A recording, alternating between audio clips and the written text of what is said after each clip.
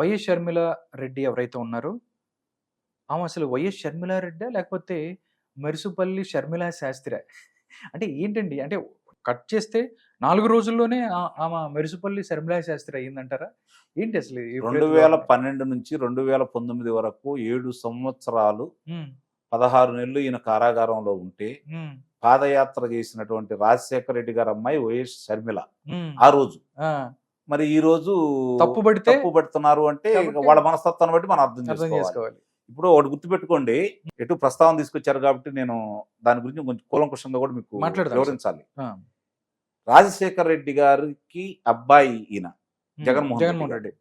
ఈయన ఏం ప్రజాసేవ చేశాడని, ఏమి స్వచ్ఛంద సంస్థలు నడిపాడని, లేకపోతే ప్రజా ఉద్యమాల్లో పాల్గొన్నాడని ఈయన ఎమ్మట జనం నడిచారు. రాజశేఖర రెడ్డి గారి అబ్బాయి గారు కాబట్టి. అవును. ఆయన చరిష్మా వచ్చు, వాళ్ళ అబ్బాయి. రాజశేఖర రెడ్డి గారి కుటుంబానికి అన్యాయం జరిగిందని కాంగ్రెస్ శ్రేణులు ప్రజలు భావించారు కాబట్టి 2 సార్లు కూడా అధికారంలో రావడానికి కేంద్రంలో ఆంధ్ర రాష్ట్రంలో వచ్చినటువంటి లోక్సభ స్థానాలే ఆధారం అన్న ఉద్దేశంతో ఓకే. దాన్ని తీసుకొచ్చింది రాజశేఖర రెడ్డి గారు అనే భావన ప్రజల్లో ఉంది కాబట్టి, ఓకే. అలాంటి రాజశేఖర రెడ్డి గారు అకాల మరణం పొందిన సందర్భంగా వాళ్ళ కుటుంబానికి ఎందుకు పదవి ఇయ్యలేదు అనే ఒకే ఒక్క కారణంతో రాజశేఖర రెడ్డి గారి అబ్బాయి బయటకు వచ్చాడని, రాజశేఖర రెడ్డి గారి అబ్బాయి కాబట్టి ఈయనెమ్మట జనం నడిచారు. అంత తప్ప వేరే ఉద్దేశంతో ఏమి కాదు కదా. అవును.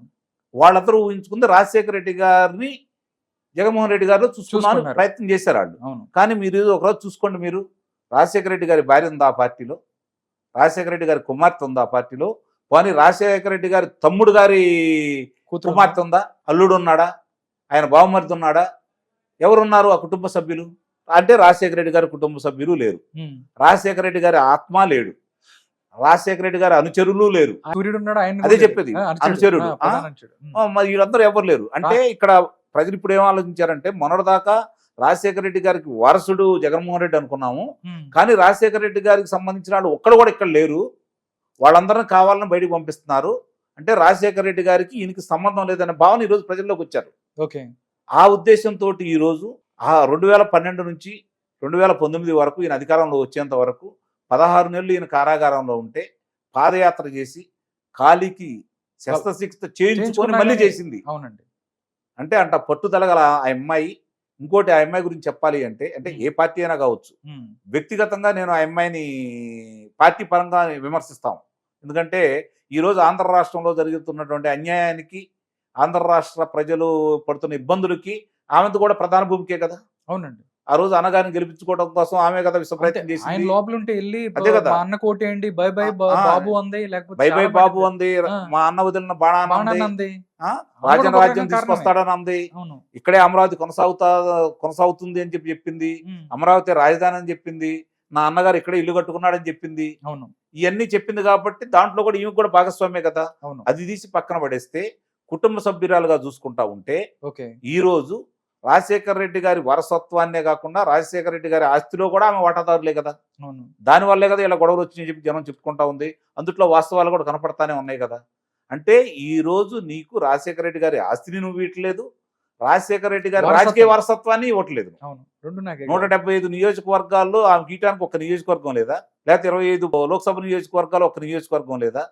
నీకోసం ఎంత శ్రమించిన వాళ్ళని, నీ సంస్థలో పనిచేస్తున్న వాళ్ళని తీసుకొచ్చేసి ఈ రోజు సలహాదారులుగా ఉండి ఎంతమందిని సలహాదారులు తీసుకున్నారు?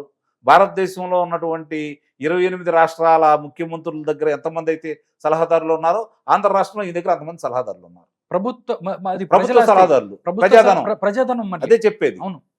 అంతమందిని నువ్వు అవకాశం కల్పించినప్పుడు నీ రక్తం పంచుకుంటున్న అమ్మాయి, నీ తండ్రికి బాగా ఇష్టమైన అమ్మాయి, నువ్వు లోపల ఉంటే ప్రజల వద్ద తిరిగిన అమ్మాయి, ఆ అమ్మాయికి నువ్వు న్యాయం చేయకపోతే సహజంగానే దాని ప్రభావం ఎఫెక్ట్ ఉంటుంది, చాలా ఉంటుంది. చూడండి, మీరు చాలా తక్కువ అంచనా వేస్తున్నారు చాలా మంది. ఈ పార్టీలో ఈ రోజు నిన్నటిదాకా ఉన్నటువంటి ఈ రోజుకి మరి మీలాంటి వాళ్ళందరూ పర్యవేక్షణలో ప్రజల అభిప్రాయం సేకరించిన తర్వాత ఒక అభిప్రాయానికి వచ్చారు కాబట్టి వాళ్ళు 39% చూపిస్తున్నారు. గతంలో తెలుగుదేశం పార్టీకి వచ్చిన శాతం ఇప్పుడు తెలుగుదేశం పార్టీకి 46% చూపిస్తున్నారు. ఈ సందర్భంగా రేపు పొద్దున ఈ 39%లో నాకు తెలిసినంత వరకు 29% ఐఎంఐ తీసుకెళ్ళింది వైఎస్ఆర్సీపీ సంబంధించి నిస్సందేహంగా. ఎందుకంటే వైఎస్ఆర్సీపీ పార్టీలో ఉన్న వాళ్ళందరూ కాంగ్రెస్ వాళ్ళు, రాజశేఖర రెడ్డి గారి వీరాభిమానులు. ఈ రోజు కాంగ్రెస్ కి అన్యాయం చేశారు, రాజశేఖర రెడ్డి గారి వారసులకు అన్యాయం చేశారనే భావన ప్రబలంగా ఉంది వాళ్ళలో. కాబట్టి వాళ్ళందరూ కూడా తిరిగి షర్మిల గారు ఏంటో నడుస్తారని చెప్పి అయితే నేను భావిస్తున్నాను. Okay sir. నాకు ఒక్క డౌట్ సార్. మీతో క్లియర్ చేసుకుంటాను. వైఎస్ రాజశేఖర రెడ్డి గారు ఎవరైతే ఉన్నారో కాంగ్రెస్ పార్టీకి చెందిన వ్యక్తి. ఆయన సీఎంగా పనిచేశారు. 2 సార్లు కాంగ్రెస్ పార్టీ నుంచి ఆయన ముఖ్యమంత్రిగా ఎళ్లారు. బట్ వైఎస్ఆర్ కాంగ్రెస్ పార్టీకి సంబంధించి తండ్రి వారసత్వం తీసుకోవడం తప్పులేదు. ఏదైతే పథకాలు ఉన్నాయి. ఈరోజు వైఎస్ఆర్ ఆసరా అంటున్నారు. పథకాలకి వైఎస్ఆర్ పేరు పెట్టుకుంటాం అని అంటున్నారు. రేపు కాంగ్రెస్ పార్టీ వాళ్ళు వస్తే దీని మీద వాళ్ళకి హక్కు లేదంటారా వైఎస్ఆర్ మీద? ఇప్పుడు రాజశేఖర రెడ్డి గారి మీద తన హక్కులు ఉన్నాయంటే కాంగ్రెస్ పార్టీకి ఉంది. కాంగ్రెస్ పార్టీకి ఉంది. వీళ్ళకి ఏడుంది హక్కు? హ్మ్. ఇప్పుడు ఈ రోజు అసలు బొమ్మ పెట్టుకుంటానికి బొమ్మ కూడా వీళ్ళకి తీసేశారు కదా, ఆ. అదే నేను చెప్పబోతుంది. హ్మ్. అంటే ఈ రోజు ఏదన్నా వాళ్ళకి హక్కు ఉందంటే వాళ్ళకు ఉంది. కాంగ్రెస్ పార్టీ వల్ల రాజశేఖర రెడ్డి గారు బాగుపడ్డారు, రాజశేఖర రెడ్డి గారి కుటుంబం బాగుపడింది. బాగుపడింది. నువ్వు నిజంగా ఎన్నుపోటు పొడిచావు అంటే కాంగ్రెస్ పార్టీకి నువ్వే ఎన్నుపోటు పొడిచావు. 2 సార్లు హ్మ్. ప్రదేశ్ కాంగ్రెస్ కమిటీ అధ్యక్షుడిగా పనిచేసినటువంటి రాజశేఖర రెడ్డి గారు ఎన్నికల్లో 2 సార్లు కూడా ఓడిపోవడం కూడా జరిగింది. హ్మ్. అయినా సరే ఆయన దూరంగా పెట్టలేదే, హ్మ్. ఆయన దూరంగా పెట్టలేదు కదా. మళ్ళీ ఆయన ముఖ్యమంత్రి పదవి 2 సార్లు చేశారు కదా. ఆయన ఎప్పుడు హైకమాండ్ కి విధేయంగుడుగానే ఉన్నాడు. ఉన్నాడు. విధేయతగానే ఉన్నాడు. ఆయన్ని అంటే అదే నేను చెప్తుంది. హ్మ్. కాంగ్రెస్ పార్టీ న్యాయం చేసిందా లేదా? నీకు పదవి ఇవ్వకపోతే అన్యాయం చేసినట్ట. ఇప్పుడు నువ్వు అన్యాయం చేసినట్టు నువ్వు ఎంత ఫీల్ అవుతున్నావో హ్మ్. నీ చెల్లెలు అంతగానే ఫీల్ అవ్వాలి కదా, అంతే నీ కదా. తల్లి అంతకంటే ఫీల్ అవ్వాలి కదా. అంటే వాళ్ళిద్దరు మనోవేదన, వాళ్ళిద్దరు ఆవేదన చూసుకుంటే నువ్వెంత. హ్మ్. కాబట్టి ఈ రోజు ఆ అభిమానులందరూ కూడా తిరిగి ఆమె గూటికి చేరతారని చెప్పి నేను నిస్సందేహంగా చెప్పగలుగుతున్నాను. Okay sir. ఒక్కటి సార్, మరీ దారుణం. ఎవరైతే తప్పు చేసో లేకపోతే రాజకీయంగా విమర్శలు చేయొచ్చు. సోషల్ మీడియాలో ట్రోల్ చేస్తే మరీ జుగుప్సాకరంగా ఉన్నాయి. ఎవరంటే ఆయన ఎవరో మాట్లాడతాడు పంచప్రభాకర్ అని. మరీ ఎంత దారుణంగా అది ఇది అంటున్నాడు. అంటే నిన్నటిదాకా చెల్లి వైఎస్ షర్మిల గారు అన్నారు. తర్వాత కులం వచ్చింది. భర్త కులాన్ని పెట్టి తిడుతున్నారు. మరీ వల్గర్‌గా చేస్తున్నారు. సోషల్ మీడియా ట్రోల్స్ షర్మిల మీద. మరీ దీని గురించి మీరేం మాట్లాడతారు సార్? ఏమండి ఇప్పుడు వాళ్ళకి సంబంధించిన వాళ్ళు మరి మొన్న కిరణ్ కుమార్ రెడ్డి గారి తమ్ముడు కిషోర్ కుమార్ రెడ్డి గారు హ్మ్. ఈయన అసలు మా రెడ్డే కాదన్నాడు. జేసీ ప్రభాకర్ రెడ్డి గారు ఈయన మా రెడ్డే కాదన్నాడు. హ్మ్.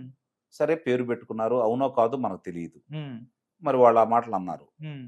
కానీ వ్యక్తిగతంగా కుటుంబ పరంగా ఎప్పుడు ఎవరు ఆడపిల్లల మీద జోలికి ఇంత నీచంగా ఎప్పుడు ప్రవర్తించలేదు. హ్మ్. ఈ పార్టీ వచ్చిన తర్వాత ఆంధ్ర రాష్ట్రంలో చాలా ఘోరాతి ఘోరంగా మాట్లాడుతున్నారు. ఈ మాట్లాడటమే కాకుండా నిజంగా ఆ అమ్మాయి పట్టుదల పెరగటానికి ఆ అమ్మాయి చాలా పట్టుదలగా వ్యక్తి. ఇందాక మీకు ఉదాహరించాను నేను. హ్మ్. భారతదేశంలో ఇంతవరకు నాకు తెలిసి ప్రపంచవ్యాప్తంగా హ్మ్. 6,000 కిలోమీటర్ల పాదయాత్ర చేసిన వాళ్ళు ఎవరు లేరు ఆడవాళ్ళలో. హ్మ్. ఆ దాంట్లో ఆ అమ్మాయికి ప్రత్యేకత స్థానం ఉంటుంది, అందులో సందేహం కూడా ఏం లేదు. ఇక్కడ రేవంత్ రెడ్డి గారు, బండి సంజయ్ గారు, భారతీయ జనతా పార్టీ అధ్యక్షుడు బండి సంజయ్ గారు, హ్మ్. కాంగ్రెస్ పార్టీ అధ్యక్షుడు బాధ్యత తీసుకున్నటువంటి రేవంత్ రెడ్డి గారు హ్మ్. ఎలాంటి పోరాటం అయితే చేశారో కేసీఆర్ గారి మీద, వాళ్ళకి ఏమాత్రం తీసుకొని పోరాటం చేసింది షర్మిల. అందుట్లో అనుమానం ఏముంది? హ్మ్. కాబట్టి ఆ అమ్మాయి పోరాట పందం. ఇప్పుడు ఆ అమ్మాయిని ఎంత రెచ్చగొడితే వీళ్ళు అంత నష్టపోతారు. ఓకే. వీళ్ళకి అర్థం కావట్లేదు. అంటే ఈరోజు డైరెక్ట్‌గా ఉరవకొండ సభలో డైరెక్ట్‌గా ఆయన సీఎం గారు మాట్లాడారు. అదే కదండి. చంద్రబాబు నాయుడు ఫ్యాన్స్ అభిమాన సంఘాలని డైరెక్ట్‌గా చెల్లిని టార్గెట్ చేశారు. ఇప్పుడు వాళ్ళు అదేనండి, వాళ్ళకి ఇప్పుడు వినాశకాలే విపరీత బుద్ధి అన్నారు, ఊరకనలేదు. హ్మ్. దరిద్ర పెద్ద మన ఎత్తి మీద ఉన్నప్పుడు అన్ని మన మీద అన్ని దరిద్ర పనులే చేపిస్తూ ఉంటాయి. ఈ రోజు నేను అందుకే మీకు ముందే చెప్పాను, ఆంధ్ర రాష్ట్రానికి మంచి శకునాలు వస్తున్నాయి అని చెప్పాను. హ్మ్. దానికి ఉదాహరణే ఇలాంటి మాటలు. ఇప్పుడు ఆయన స్థాయి ఇప్పుడు 151 మంది ఇవ్వటం అనేది మామూలు విషయం అయితే కాదు కదా. అవును. ఆ రోజు అన్నం అందమూరి తారక రామారావు గారికి చెల్లింది, మళ్ళీ తర్వాత నీకు చెల్లింది. నీ తండ్రికి రాలేదంతా, అవును. కానీ నీకు దక్కిచ్చారు ప్రజలు. బట్ నిలబెట్టుకోలేకపోయావు. నువ్వు ప్రశాంతంగా కూర్చొని నిజంగా రాజకీయ అవగాహన ఉన్న వ్యక్తి ఎవరైనా సరే, మీరైనా నేనైనా హ్మ్. అలాంటి స్థానంలో ఉండటైతే 20 సంవత్సరాలు తెలుగుదేశం పార్టీ తరఫున పోటీ చేయడానికి అభ్యర్థులు దొరికేవాడు కాదండి.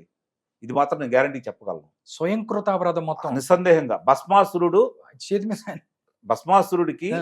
శివుడు వరమిచ్చాడు, ఎవరి నెత్తి మీద చేపెట్టినా భస్మం అయిపోతారని చెప్పని. ఇప్పుడు ఆయన నెత్తి మీద ఆయన చేపెట్టుకునే తప్ప భస్మాసురుడు నాశనం కాలేదు. ఓకే. అట్లాగే ఈయనకు కూడా ఈయనకు వచ్చిన అవకాశాన్ని ఆయనే కాలదనుకున్నాడే తప్ప ఓకే. వేరే వాళ్ళు ఎవరు ఏమీ చేయలేదు. ఓకే. ఓకే.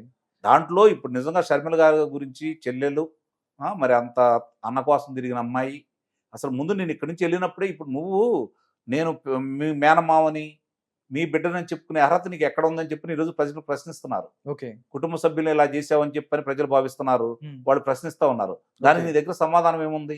ఇంట్లో చెల్లికి తల్లికి న్యాయం చేయలేని వ్యక్తి నువ్వు రాష్ట్రానికి ఏం చేస్తావని ప్రతిపక్షాలు ప్రశ్నిస్తున్నాయి. అడుగుతున్నారు. వాళ్ళు ప్రశ్నించే దాంట్లో అర్థం ఉందని అనిపిస్తా ఉంది ఇప్పుడు జరుగుతున్న పరిణామాలను చూస్తా